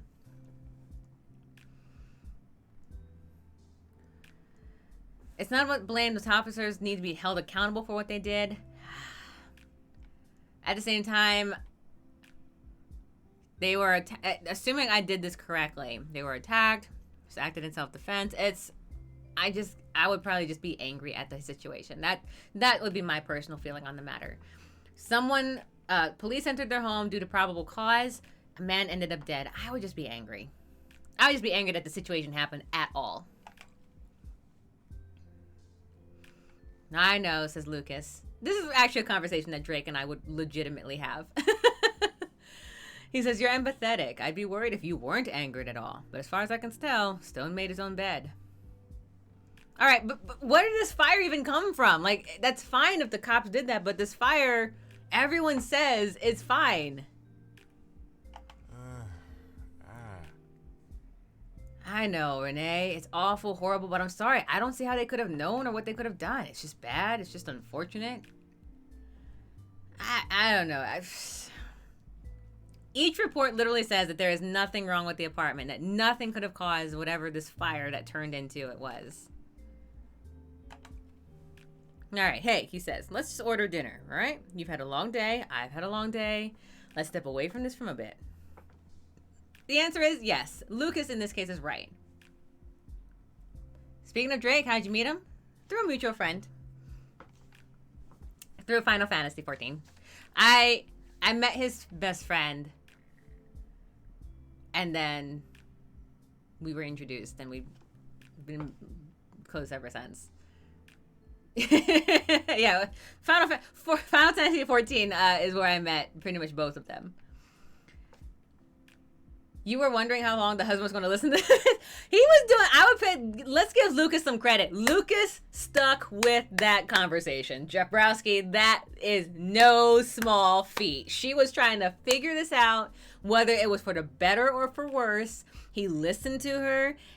This is like model conversation here. Didn't judge her, didn't come at her or nothing. Good listener, good husband. Yes, 100%. And a skill set that is not easy. Let's be clear. Communication is very difficult, but when you get it, it's on point. And you know what I'm going to do? Yeah, let's order some dinner. And noodles! This man is bringing me noodles! I'm on it. Sure, I'd have some noodles. Noodles sounds wonderful. As a fox. We decided to make Renee logical. But we also failed to convince Lucas that our suspicions turned the case. Happy wife, happy life. Yeah, that's definitely a way to put it. Man. Which means if I had done better, I probably could have convinced him. Right, Sebastian? Right? You guys, and I don't mean just men, by the way. I mean like everyone. Yeah, take note. Renee could have easily been a man. Renee could have easily been a man trying to get through a tough situation. Ladies, listen, then offer food. Gentlemen, Renee is like 100% like the perfect partner in any way, shape, or form. Hard driven, working, doing her own thing. But some days the Renees in the world just need to let someone hear them. You listen, you grab noodles, you grab popcorn, you say, here's your vodka drink. Would you like to just sit and watch a movie for 2 seconds and then detach so that you can look at it fresh? That's it. Listen. All right, guys, we have one more character to get through. This Eli guy, right? Not actually sure who Eli is or what he does. I suppose you steered the conversation in that direction, though. You didn't lie. No. Though, if I had probably been better at reading, because this is my first time playing through this game. I have no idea what's coming. I think maybe the next time I play through it, I know, K-Dog, when you're about to take it off your wish list in your own way, in the way that you decided to, you know, K-Dog, because you're gonna put this in your backlog. I have no doubt about it eventually. But when you guys do, if you want to play this on your own, read with comprehension. Don't just read like I just did, which was to just kind of browse over and whatnot. Yeah, get that good ending. Yeah, clearly it means I should be able to convince them of something, which means that if I had done a better job paying attention, I might get a different ending, which means this is now choices matter territory. All right, so we have the story of Eli something. Me and Kate are gonna have a co-stream of this. Yeah. Do it. I'm down. I am down to see it. All right, we're going to check out Eli. I'm going to turn on my fan real quick, because it's a little warm. Eli Abba, somewhere far outside the city walls on August 14th. Okay, I have no idea what this is. Yo, Mad Matt, this is absolutely stunning. He's sitting taking notes. Journal. August 14th. Still alive, believe it or not. No signs of radiation poisoning in either of us. We've been hit by a dust storm. However, it's been manageable and far from dangerous as we were led to believe. That's his journal, by the way. He's writing in a journal. It's almost as if we were being guided by the shepherd's staff. To say we're lucky is an understatement. I'm beginning to think the dangers have been overblown. I don't know. I'll go with lucky's an understatement. I'm not going to go Book of Eli here, but I will go with lucky's an understatement. No. Journal. Jorge says no team has ever returned from outside the wall, which makes our research on the area fairly limited. Which will make our return a historic first. And that's not even factoring the discovery of this artifact. Oh, guys! Are we about to figure out what on earth that thing in Backbone was?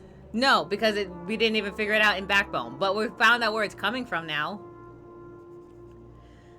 Sun's been harsh lately, and it's been a chore to get any work done during the day.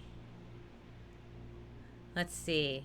I'm enjoying field work, 6 months. I miss the city. I miss my apartment. He's not doing too bad in this tent, though. It's been almost 6 months, and the climate's starting to get to me. It looks hot. I don't do hot. I just don't. We got here early spring, and back then the temperatures were more bearable. Let's see. Work's exciting, but sometimes it's just too darn hot. Sometimes it's just too darn hot. We made something of a breakthrough at the start of the week, but we're still working on the pods. Once we manage to crack them open, we'll have a better idea of what we're dealing with. You know what? Actually, you know what? I'm a little worried about them because that sounds like a terrible idea when you don't know something. Just crack them open. I'm just saying. I look at the dig site every day. The pods, the markings. I find myself wondering whether we should be here. Let's see. We haven't talked much about it, but it seems likely since he's having some concerns. Jorge's the silent type. We've been out here with only each other's company, and he's slow to warm up. Let's see. He's a good coworker. He's a good guy. Warming up to him is slow too. I'll say he's a good coworker. He's a good coworker. I doubt Jorge and I would have given each other the time of day outside of work, but I'm grateful to have his expertise. His paranoia, on the other hand, I could do without. We're getting there together slowly. Hard to tell if these feelings mutual. I don't know. I don't do paranoia very well. At some point, it's hard. But, you know what? Here. We're getting there. Positivity. Positivity, journal. Positivity. Progress aside, the past few days have been strange. Jorge mentioned a low hum from the dig site, and we've both been feeling unexplainably uneasy. So, we can make Eli an idealist. I think that our tools are reacting with sedimentary chemicals in the pit, but the excavation should be over soon. The realist, more likely than not. Everyone say hi to Drake.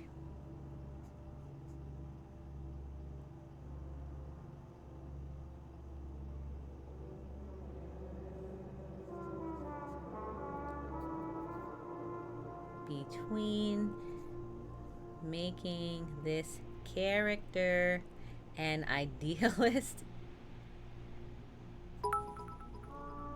Oh, Drake, you're here.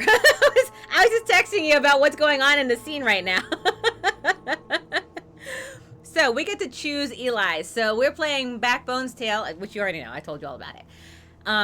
But it turns out that each character gets to build their character tree. So there's actually builds that you can do. And it seems like it's more choices matter than choices driven. So currently, if you'll notice on my screen, gotta pick what kind of psyche this guy has. The idealist, reacting. The realist, more likely than not, we've been out here a bit too long and are starting to get a little funny. Or the cynic, the wasteland's supposed to be riddled with radiation. I'm surprised we're still alive, to be honest. I don't think we're at cynicism yet. That will happen when all of your supplies run out. However, I am not an idealist. No, no, no. I think idealism is a little too blinding. Hopeful, I absolutely think someone can be. Blind, not so much. So I'm a realist. More likely than not, we're starting to act a bit funny.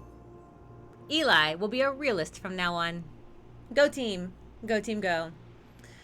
The sun is brutal, even when filtered through dust clouds. No mount and make you a little woozy. What I wouldn't give for an air-conditioned office in Science City as I turn my fan on. Elevators, vending machines, coffee machines, newspapers. I miss having a moment to myself at the end of the day. Though I think when he's like with one of two people, he's probably got lots of alone time. There's always the wasteland. Impressive to look at, but pretty dull sights for an evening stroll. Then again, here's hopeful idealism. I guess the exercise is good. I almost forgot. I had to look at some of my previous journal entries today. Realist. Yes, I will. Yes, I will. The realist in me says we've constantly been proving ourselves wrong about this place, and that's good. Progress comes at a snail's pace, but at least we're moving. We could be dead in the water. Instead, we're engaged in pleasant backstroke towards a reasonable conclusion. Welcome to science. Pleasant backstroke. Not bad, Eli. Sorry, I gotta head out now. I gotta sleep for an early work tomorrow morning. Thank you very much for joining me. Thank you very much. I hope that you enjoyed the game. I hope that you absolutely enjoy it being on your wish list for as long as it possibly can. And I hope to see you again on Friday when we bring this back. Okay? Have a good night, K-Dog.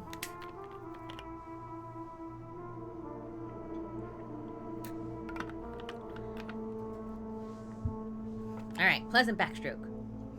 Suddenly, a shiver runs up your spine and you press the pen firmly against the journal page.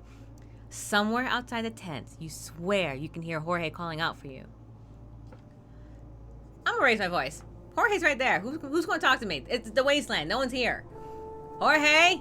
Did you say something? There's a scream! Oh! You know what we're not gonna do anymore? We're not gonna yell. There's another scream, more desperate this time. He sounds distressed. We get up.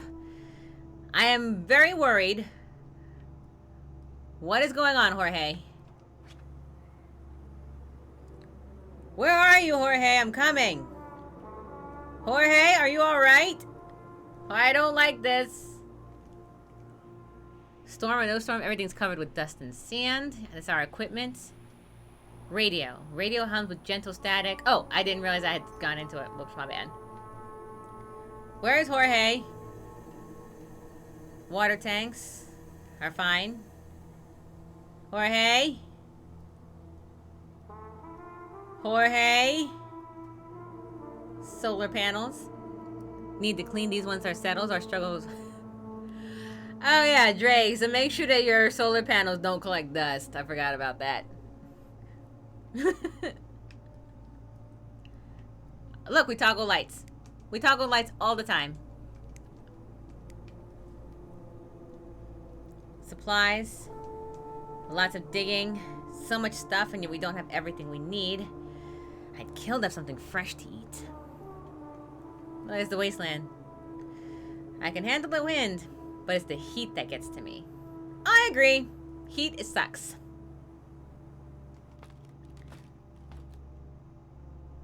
Is that Jorge?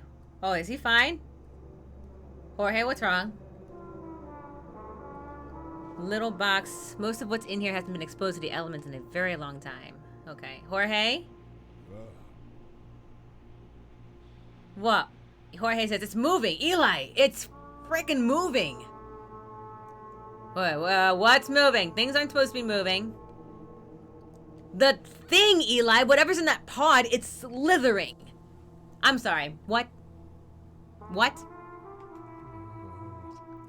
He's cursing a lot, and probably agitatedly so. There's something in the friggin' pods, man, moving. Something alive. Alright, hang. Is that what? Why are we holding it? Alright, what do you need? Did he open that? Jabrowski says, yo, Drake. Drake might be also eating, by the way. When I saw it wriggling, I panicked, doused it with cooling spray. It recoiled and retreated back into the pod. So that might do the trick. Then again, I don't want to open it up unless we have to. We've got some containment pods packed up somewhere. Grab them as fast as you can, all right? All right. First things first, should we pacify it or contain it? Ooh, okay, so we're in alien territory, and I don't like it. I think this is the alien territory that we found inside Backbone Chapter 4. Oh my goodness. Okay. Okay. Okay.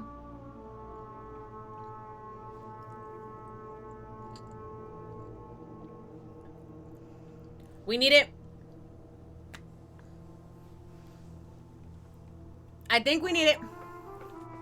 Drake Jabrowski says, how far are you in dead space?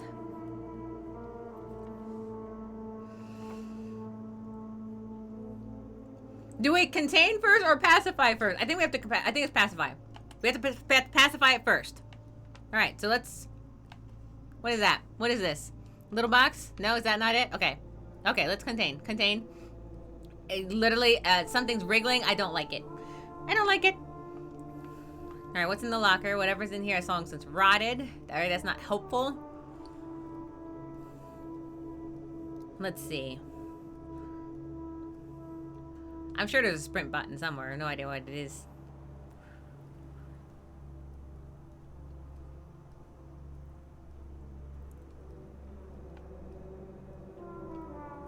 This looks like a lot like a scene in Kentucky Route Zero in the mines. Yeah, it does, doesn't it? Right? It's very much like... Oh, I got a containment pod. I'm coming, George. By George Van Jorge. Alright.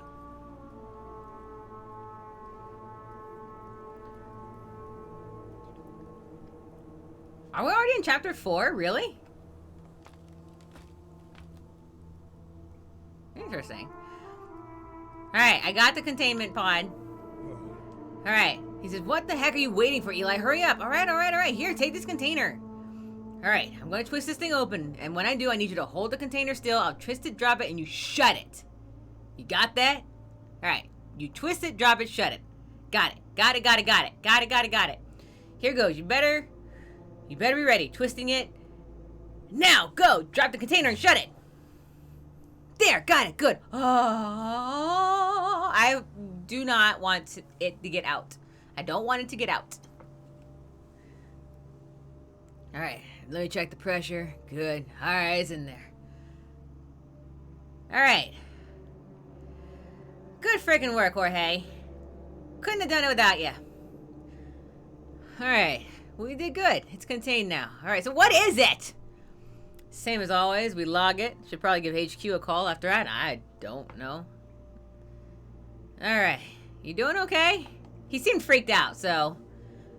He says, I'm fine. I just need the process. Alright, gesture to container. You think that's what we're supposed... So we were sent on a mission, by the way. From Science City, it seems like. You think that's what we're supposed to find? Jorge responds, I don't know. If it was, I wonder if they would have just sent 2 of us. Go on. Give him a call. I need a breather. Oh, excuse me. I'm so sorry. All right. Well, good job, Jorge. I mean it. Always good to encourage your partners, especially when they screamed bloody murder. All right. So let's go call HQ. Because we love doing that.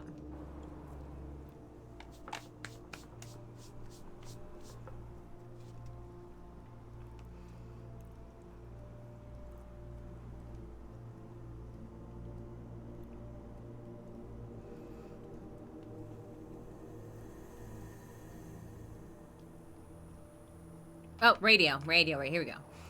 Alright, we're going to inspect the radio because we need to make sure it works. The once so impressive HF Boone 34 you've grown so familiar with over the past few months now seems weathered, weak, and old.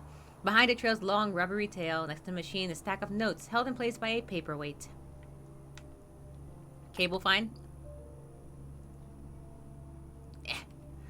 The cable lies heavy on the ground, covered with dust. Tracing it along the ground leads your gaze to a now wind-whipped solar panels you and Jorge set up a long time ago. Make a mental note to dust him off later, otherwise things won't work. The realist. Jabrowski says we're getting a good bit of snow in Boston right now. Oh, really? The North should be getting some snow.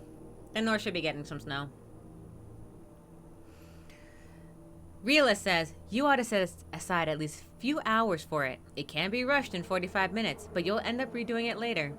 You've made that mistake, Mistor. George, Jorge will be busy. Falcon Rise says, oh man, it's hot in Atlanta, 78 today. That sounds amazing. Except for me, I absolutely mega loathe that number a lot. You see how Eli here hates the heat? So do I. I absolutely survive in the north.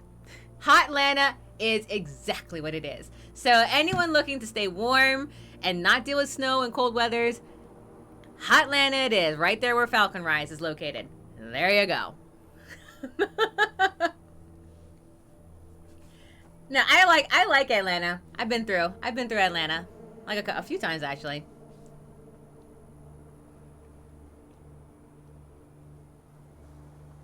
All right.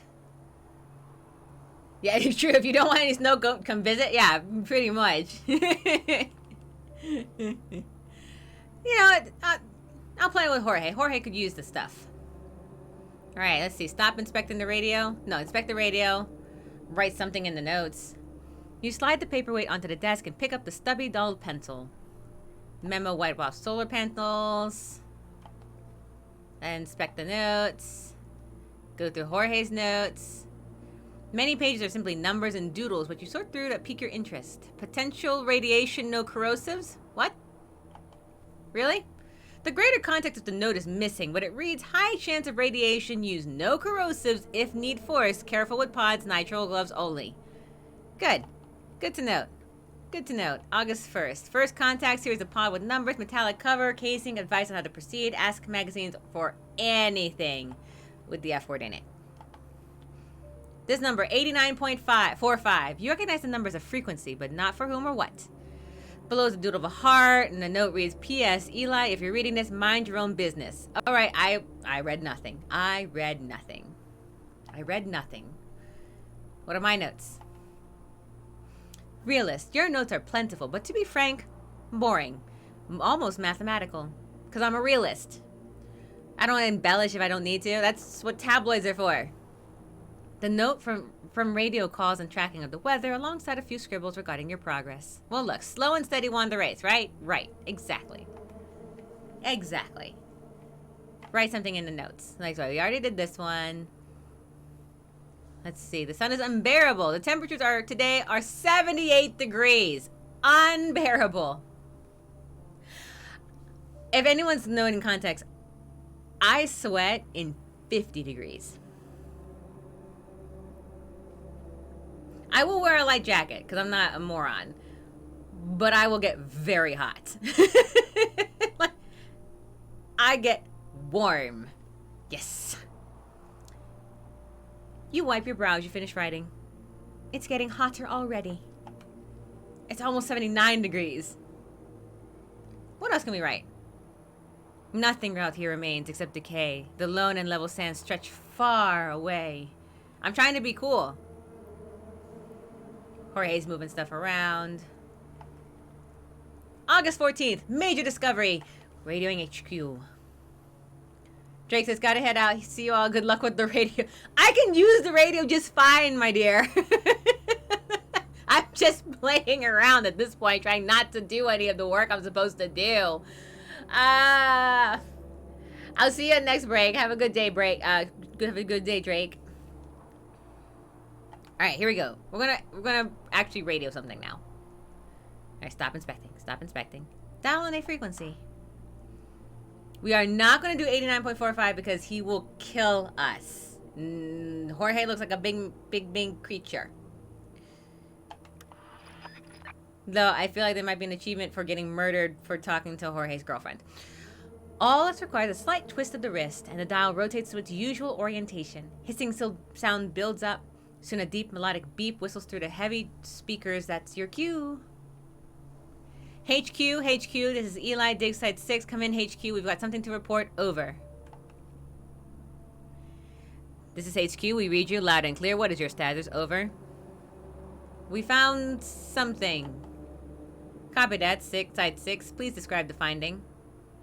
All right. We can actively lie. So unlike Renee, we can actually make a choice to lie as opposed to I forgot to read properly. So check this. We can choose. We found some sort of artifact, very responsive to stimuli, possibly organic in matter. Or we can lie and say it's a beverage container, aluminum, label's been worn off. All right. For the purposes of my own sanity, I do not like to lie, personally. So, in this first playthrough, since we were playing semi with most of, like, my entire being into this game, because that's how I always play, we found some sort of artifact. I will tell the truth. You inform HQ of your discovery. They're silent. HQ, do you read me? Does it appear to be sentient? Well, hard to say. It's certainly erratic. Or, it seems to react on stimuli in a way which goes beyond simply chemical. Or, I don't think so. I do not know if it's number 2. Because reacting to the cold does not necessarily... All we did was to put it like a cold on it and it retreated. That does not indicate sentiency. So I'm going to say that it's probably more like 1. Hard to say. Its behavior is erratic. Hello? Stand by for further instructions. Off and out. Okay, and at that point, we don't... When they say over and out, that's it. There's no need to respond. No one's on the phone anymore. Turn off the radio. If you say something, it just continues a conversation that doesn't exist. We have actually completed Act 1. I know, right? So that's all the characters that we have to go through. That is the entirety of who it is that we are playing with, who it is that we are playing for, all of that kind of stuff. So at this point, what I think I'm going to do is call it, because I do have other things that I need to finish working on and all that. And besides, my stream's only 2 hours because sanity, that's where sanity lies. 3 hours if I can pull it off. 4 hours if it's really exciting. But more often than not, it's just going to be 1. So if anyone has anyone that they would like to raid to, if not, I have a couple that we can. I have 1 that we can because they're playing Ratchet and Clank. it looks like that's what they're doing, and that's where we're definitely going to go. So unless anyone else has someone that they want to absolutely go to, if not, then that's where we're going to go, is to Ratchet and Clank, because yes, hi Pedra. That was a long wait for that, wasn't it? Don't you think? Don't you think it was a while for you to warn me, and then 2 hours later go ahead and pull the sheep scream? You don't think that was a little long, do you? Oh my gosh. Thank you all for joining. I appreciate you very much. I will be back with this on Friday. We're going to continue the story then for some more Backbone. Also, keep on the lookout. We have a giveaway that is coming up, and we're going to go ahead and formally announce it here, though I will put up an event in our Discord. We are going to have a tabletop style game with guest performers. So Monday, this coming Monday, we're going to do a giveaway. Drake and I are going to do a co-op stream where we do a giveaway. It will be for Steam keys, by the way. So we have Steam key giveaways where we will give a little bit more detail as to like what's going to be happening on March the 5th. And on March the 5th, we are going to have a streamer, like 3 streamer guests on ours. And we're going to do a tabletop run of a dungeon crawler. That's the game plan for it. I am finishing up all of those details, and we're going for that. Well, we can't win that one. No PC. No. Well, what happens is too, like if you can join it, you can win it. You can do whatever you want. But the nice thing about the Steam keys is that you don't have to use them if you don't have to. Sometimes, and we know some people who also don't have that. Like I think, like for example, I mean, Pedro doesn't play on PC, but she'll still win every so often. And I think you give yours, or you gift them to other people. I believe, Pedro. You know, so people have done that too. So you're more than welcome to come win stuff. Send them to other people, because we like games to go places. People have to have the chance to play it, and games can get expensive, so sometimes free ones are nice too, and we find a lot of indie games as well that way. So feel free on Monday. We'll post in our Discord. If you haven't checked our Discord, I believe that link works. If it doesn't, send me a whisper and I'll adjust that accordingly. It's primarily just to keep up with everything and any details. But this time it's definitely to showcase events that are coming up. We have 2, a Steam key giveaway on Monday, and on March the 5th, a tabletop roleplay with up to 3 guests. 4 if you include Drake, which you should, because Drake's awesome. In the meantime, however, thank you all for joining me. I look forward to seeing you all again on Friday to continue this particular story. Let's see. In the meantime, no one else has anyone to raid. I have one here. We are going to raid Shadow Knight.